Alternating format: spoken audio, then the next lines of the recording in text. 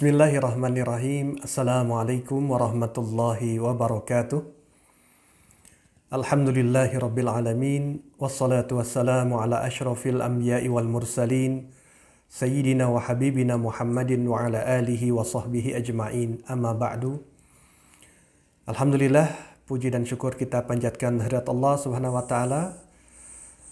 Kita bisa bertemu pada kali ini dalam kajian tentang fikih muamalah. Meskipun dalam kondisi yang sama-sama kita ketahui bersama, kita sedang mengalami wabah COVID-19, sehingga kita harus tetap berada di rumah.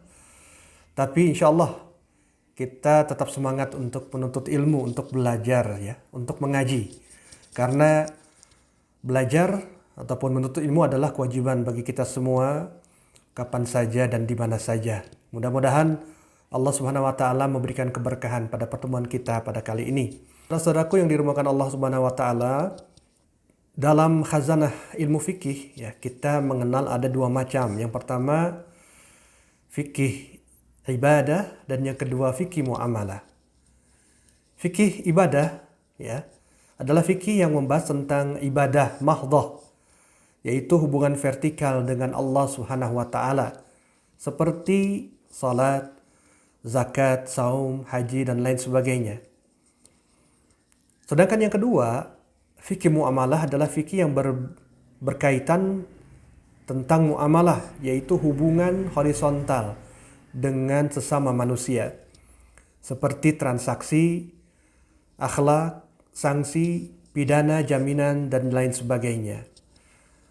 Para ulama sudah membuat sebuah kaidah tentang kedua macam, ya, fikih tersebut.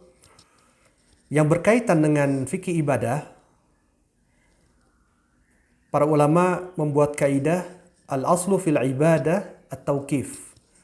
Asal dari ibadah itu adalah tauqif, sudah ditetapkan, sudah ditentukan. Oleh karena itu, kita sebagai hambanya atau sebagai umat manusia tidak diperkenankan untuk berkreasi atau berkreativitas.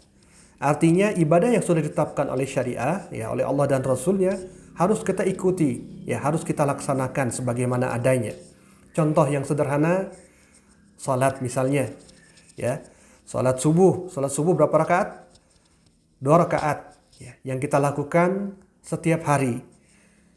Nah, kalau misalnya kita berkreativitas, anggap saja misalnya kita saat ini melaksanakan sholat subuh 4 rakaat atau 10 rakaat. Kenapa? Karena banyak waktu luang, ya, di pagi hari, atau misalnya karena banyak sekali musibah, ujian, ya, yang harus kita hadapi, sehingga sholat subuh kita harus lebih banyak, begitu, ya, 4 rakaat atau 10 rakaat, sehingga Allah memberikan pahala yang lebih besar. Maka hal tersebut tidak diperkenankan, ya, bahkan sebaliknya, ibadah yang kita lakukan tidak diterima oleh Allah Subhanahu wa taala. Demikian juga misalnya saum, ya, saum Ramadan, saya mau 60 hari, begitu. Maka ibadah itu tidak akan diterima. Kenapa? Karena memang sudah ditetapkan dan sudah ditentukan, ya, jumlahnya dan lain sebagainya. Nah, ini disebut dengan ibadah mahdhah, ya, bahwasanya asal dari ibadah itu sudah ditetapkan, ya, atau sudah ditentukan oleh syariat. Nah, yang kedua yang disebut dengan fikih muamalah, yang mana ada kaidah yang berbunyi al-aslu fil muamalah al-ibahah hatta yadul dalilu ala tahrimiha. Asal dari muamalah itu adalah boleh dilakukan sampai ada dalil yang melarangnya atau yang mengharamkannya. Artinya, selama tidak ada dalil yang mengharamkan, yang melarang, maka silakan diperkenankan. Apakah misalnya kita saat ini berjual beli secara online, gitu ya, atau bertransaksi di pasar modal, ya, main saham atau obligasi dan sebagainya, diperkenankan atau tidak? Selama tidak ada yang melarang maka diperbolehkan. Nah, itulah perbedaan atau karakteristik antara fikih ibadah dengan fikih muamalah. Di sini saya akan menjelaskan sedikit ya, perbedaan prinsip ibadah dan muamalah. Yang pertama, ibadah itu bersifat tetap, yaitu sabitah. Sedangkan muamalah bersifat elastis atau mutaghayyirah. Artinya berubah-berubah ya, elastis begitu. Yang kedua, ibadah tidak bisa berkembang. Ya, dari dulu sampai sekarang ya seperti itu, tidak ada perubahan. Kemudian muamalah ya, memiliki karakteristik dapat berkembang sesuai dengan zaman dan tempat. Nah ya, sebagaimana saya sampaikan tadi, yang dulu tidak ada di zaman Rasulullah, mungkin sekarang ada. Kemudian yang ketiga, ibadah bersifat khusus atau eksklusif. Artinya hanya diperintahkan, dibebankan kepada umat Islam.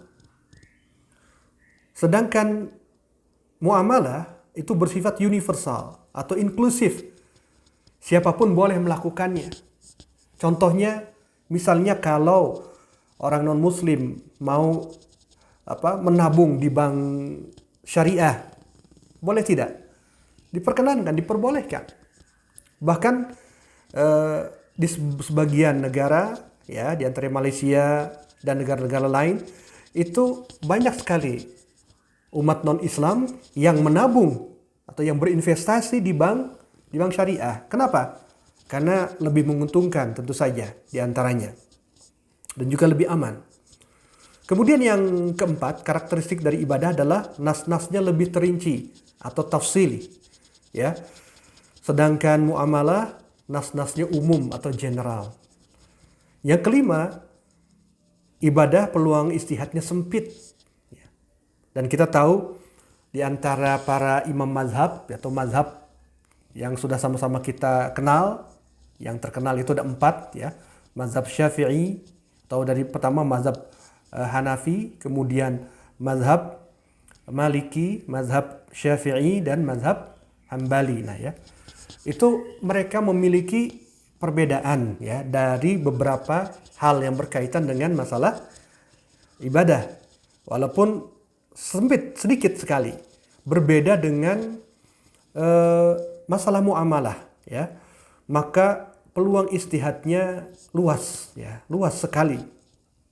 Nah, inilah perbedaan prinsip ya ibadah dan muamalah. Nah, kita sekarang membahas tentang pengertian muamalah. Pada mulanya muamalah itu memiliki cakupan yang luas, sebagaimana dirumuskan oleh Muhammad Yusuf Musa, yaitu peraturan-peraturan Allah yang harus diikuti dan ditaati dalam hidup bermasyarakat untuk menjaga kepentingan manusia. Namun belakangan ini pengertian muamalah lebih banyak difahami sebagai aturan-aturan Allah yang mengatur hubungan manusia dengan manusia dalam memperoleh dan mengembangkan harta bendanya. Atau lebih tepatnya, aturan Islam tentang kegiatan ekonomi manusia. Nah, jadi ternyata istilah fikih muamalah itu saat ini sudah makin mengkerucut ya. Maknanya adalah muamalah maliyah atau muamalah iktisadiyah. Nah, itu pengertian dari muamalah. Dan kita harus tahu bahwasanya belajar atau mempelajari muamalah ini atau fikih muamalah ini merupakan sebuah keharusan bagi kita umat Islam.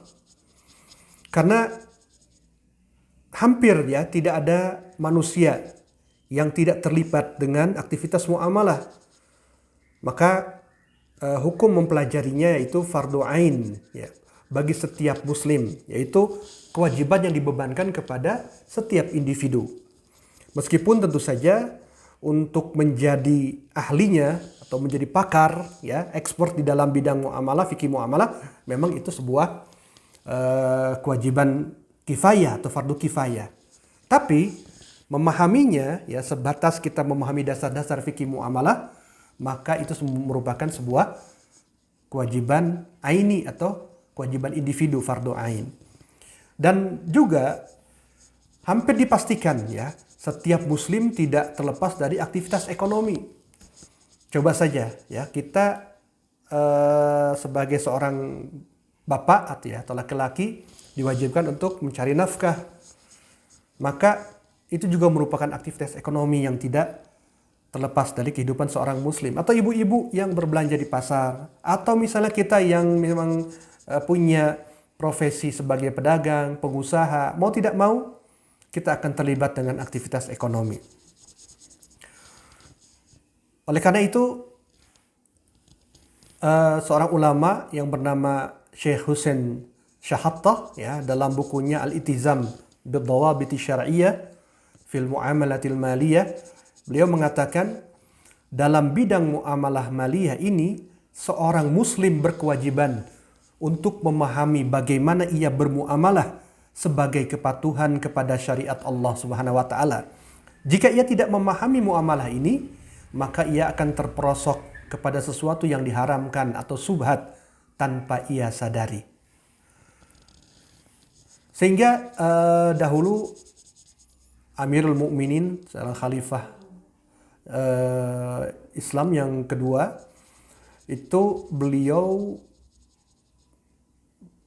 setiap saat gitu ya, secara rutin melakukan inspeksi ya, berkeliling ya, di pasar sambil membawa cambuk. Lalu beliau mengatakan, la yabi' fi suqina illa man tafaqqaha. Tidak boleh ya berjualan atau berdagang di pasar ini kecuali mereka yang memahami fikih, yaitu fikih muamalah. Wa illa akala riba sya'am aba, kata beliau.